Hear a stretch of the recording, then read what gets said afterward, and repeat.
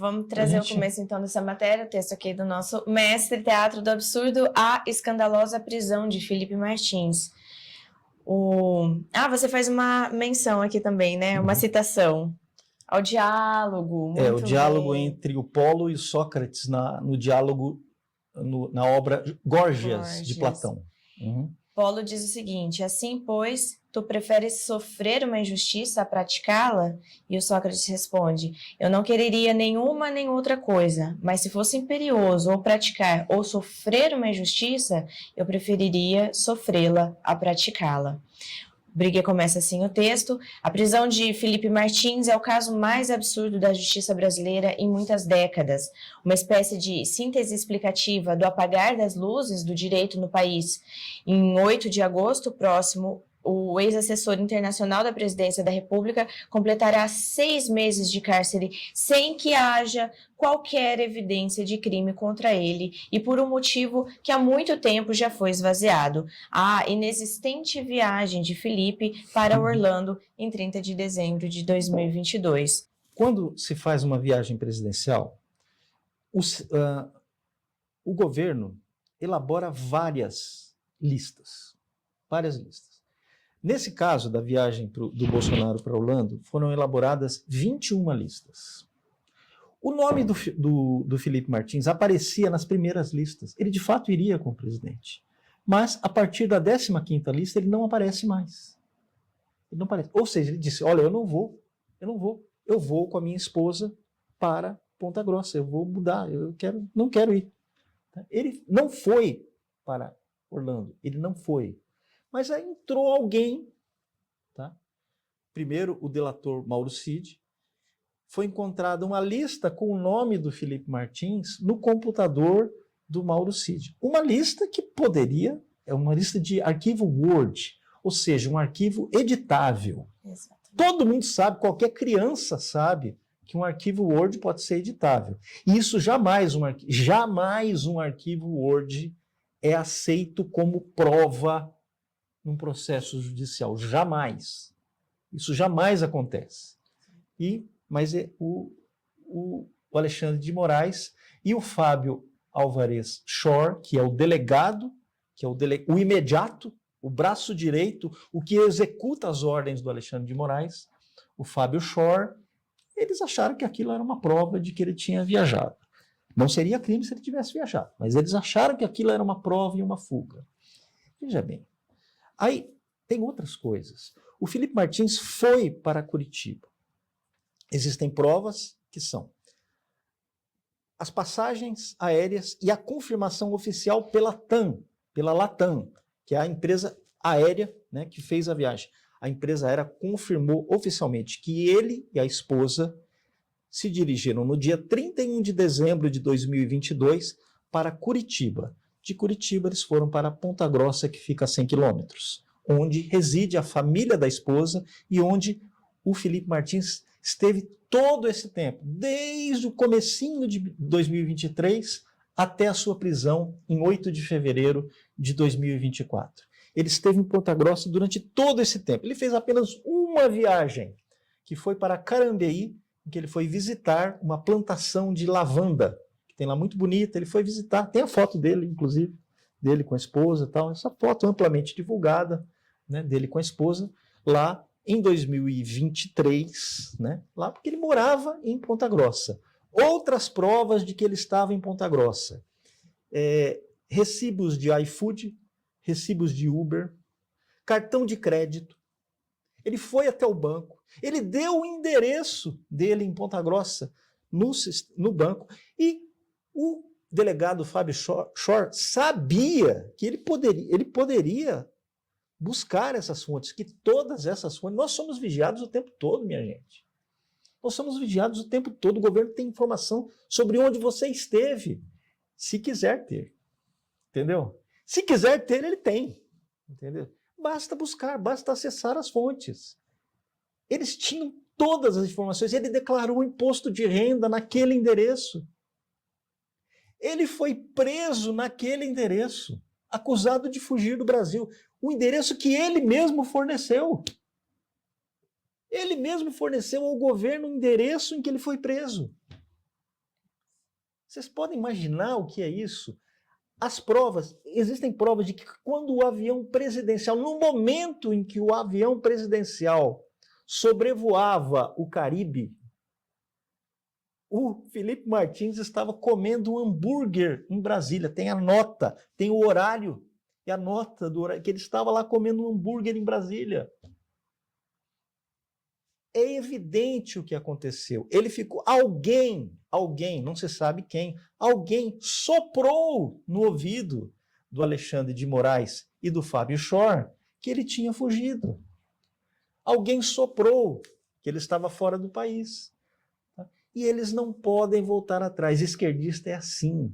Esquerdista não perdoa nunca. E, portanto, como ele não perdoa nunca, ele nunca pode admitir um erro. O esquerdista é assim. Essa é a mentalidade do esquerdista. Como ele não perdoa nunca ninguém, ele não pode também admitir um erro. Porque se ele admitir um erro, ele vai ter que ser perdoado. Isso ele não pode admitir. Ele não pode admitir um erro. Não pode admitir um arrependimento, uma falha. Isso é básico. Na mentalidade, nessa mentalidade progressista, essa mentalidade esquerdista. Isso é básico. E o Felipe Martins está sofrendo, então está lá há 6 meses na prisão por uma viagem que ele não fez, que ele já comprovou que não fez. E houve uma série de negligências dessa dupla. Eu vou até listar aqui, vou ler a matéria. Posso ler aqui trechos da matéria? É muito interessante, porque eu escrevi sobre a dupla Moraes-Shor. A dupla Moraes-Shor. É importante que a gente conheça quem é o Fábio Shor, porque essas, como o Silvio já disse aqui no programa, essas leis, esse pessoal, Alexandre de Moraes, Flávio Dino, Lula, esse pessoal só consegue agir porque tem gente que obedece às ordens deles. Tem gente que executa as ordens deles. Entendeu? Isso é comum, em todos os regimes totalitários. A dupla Moraes-Shor me faz lembrar uma outra dupla, a dupla da União Soviética dos anos 30, do promotor Andrei Vitinsky e do ministro de Segurança Interna, o Iezov, Nikolai Iezov. É a dupla Vitinsky-Iezov funcionando aí, voltando a assombrar um país. Veja, exemplos da falta de diligência da dupla Moraes-Shor. Moraes-Shor utilizaram como prova para prender Felipe Martins um documento apócrifo, obsoleto e editável, encontrado no computador do Mauro Cid. Moraes-Shor, a dupla Moraes-Shor, não oficiou a Força Aérea Brasileira, FAB, a Agência Nacional de Aviação Civil, ANAC, e a Empresa Brasileira de Infraestrutura Aeroportuária, Infraero, e as companhias aéreas que atuam no país sobre a suposta viagem do ex-assessor em 30 de dezembro de 2022. O registro oficial de entradas em território americano, que é a alfândega americana, que é o documento I-94, que é o único documento oficial para entrada e saída nos Estados Unidos, mostra que a última entrada e saída do Felipe Martins em território americano se deu em setembro de 2022, quando ele acompanhou o Bolsonaro no funeral da Rainha da Inglaterra. Ele foi para a Inglaterra primeiro, no funeral da Rainha Elizabeth, e depois foi para uma reunião na ONU.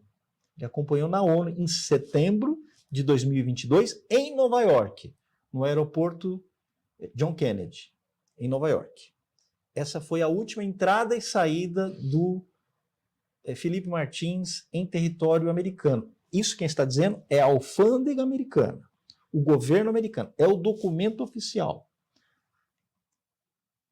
Eles ignoraram também, a dupla Moraes-Shor ignorou dados bancários, dados financeiros e dados telefônicos, telemáticos, que comprovam a presença de Felipe Martins em Ponta Grossa, no Paraná, durante todo o ano de 2023 e início de 2024, o que inclui, vejam bem, o endereço utilizado por ele para emitir cartões de crédito, receber boletos de contas, acessar serviços de delivery e locomoção, iFood e Uber.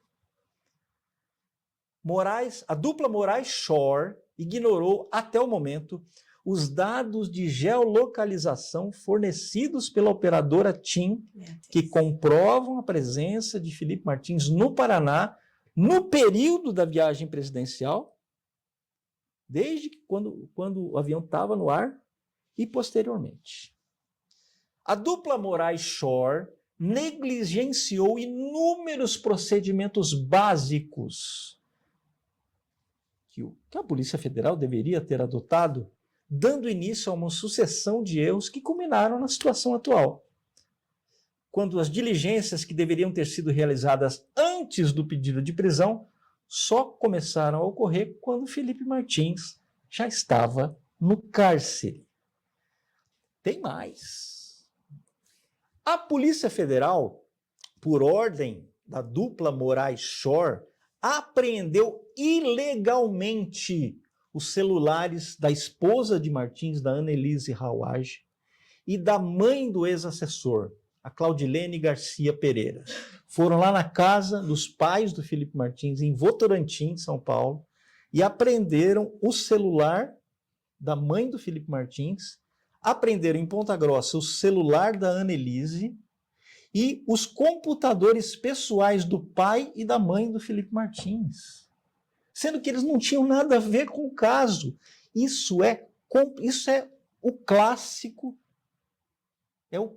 exemplo de Fishing Expedition. Ou seja, vamos jogar as redes para ver o que a gente traz. Isso é proibido por lei. A Polícia Federal sabe disso, mas agiu mesmo assim. Tá? No tempo em que havia alguma luz no direito brasileiro, porque apagaram-se todas as luzes, né? O ministro Eros Grau, que foi um célebre ministro do Supremo Tribunal Federal, inclusive um homem de esquerda, viu? Mas um homem muito sério, inclusive tem decisões belíssimas dele contra o aborto, né? O Eros Grau é um sujeito que eu admiro, né? Mesmo tendo sido de esquerda, um sujeito admirável. Ele concedeu um habeas corpus que considerou esse procedimento nulo. Ou seja, você violar um princípio constitucional, que é o da pessoalidade da pena. Ou seja, se alguém está sendo acusado de cometer um crime, a sua família não tem nada a ver com isso, né? É preciso provar o vínculo que existe, né, entre... É preciso provar. Por exemplo, no caso daquela mulher que visitou lá o Ministério dos Direitos Humanos e o Ministério da Justiça. Ela era casada, a dama do tráfico. Ela é casada com um traficante. Mas ela operava. Ela era a tesoureira do Comando Vermelho, ou do PCC, agora não me... Comando Vermelho, né? Ela operava. Ela estava envolvida nos crimes diretamente. Aí é outra coisa. Mas tem que ser feito entende? Tem que ser feito um mandato para... Não essa história, não. Se está do lado... É o crime por associação. Tá? Isso eu estava estudando, citando a obra que eu vou dar aula hoje também à noite, às 8 horas, sobre o diabo na história. Então, se vocês quiserem acompanhar, só me sigam lá, vão na minha bio do Instagram, tem o link para a aula. É hoje às 8 da noite, tá? Então, vocês que estão me assistindo aqui são muito bem-vindos. Nesse livro, o Vladimir Tismaniano cita uma fala do Joseph Stalin, em 1938, em que ele fala: nós vamos destruir os inimigos da União Soviética e suas famílias. É isso que nós estamos vendo hoje. É o fantasma do Stalin hoje.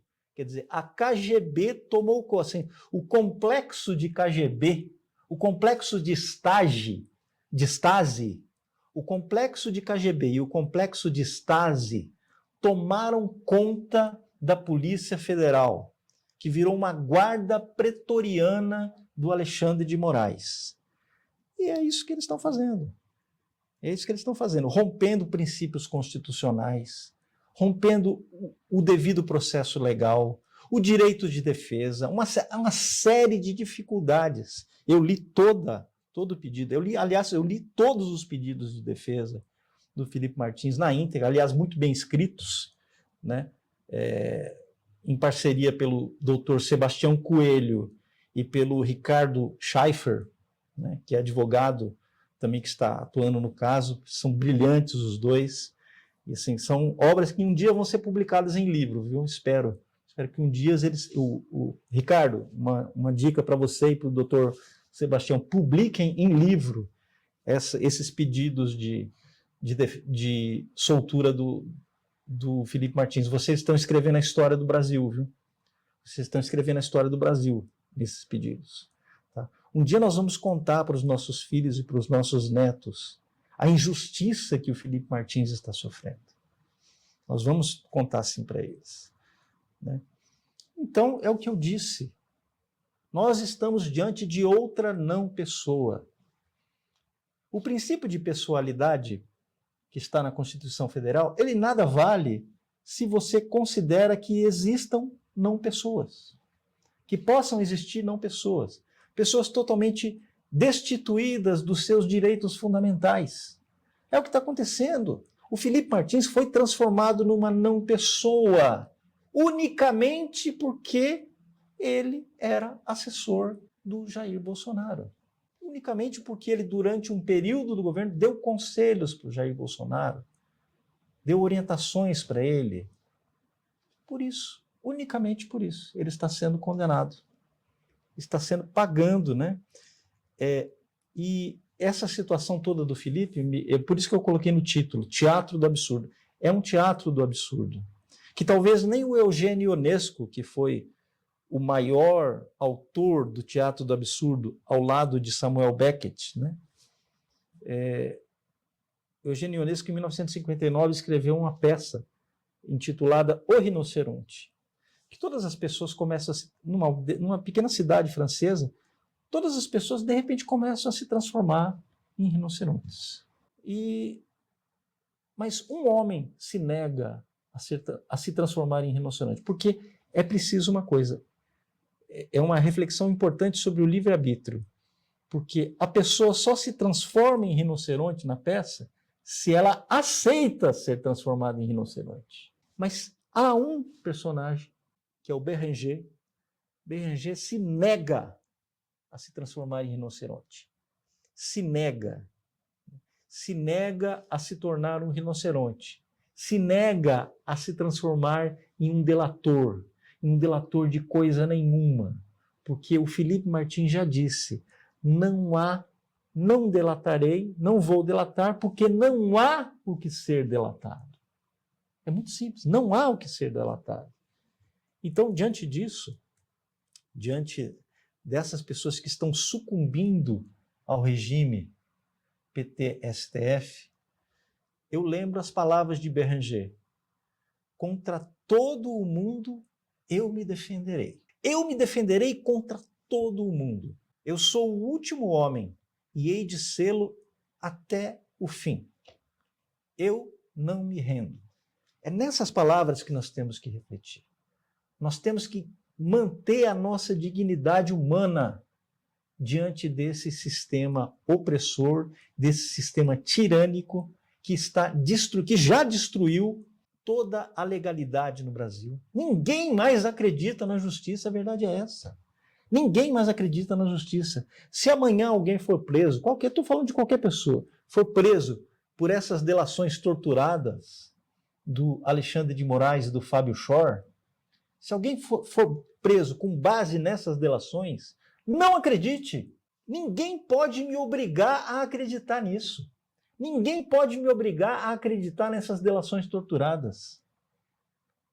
Porque eles estão numa luta. Na verdade, a dupla Moraes-Schor está numa luta contra a realidade. Eles estão lutando obstinadamente contra a realidade dos fatos. Lutando obstinadamente.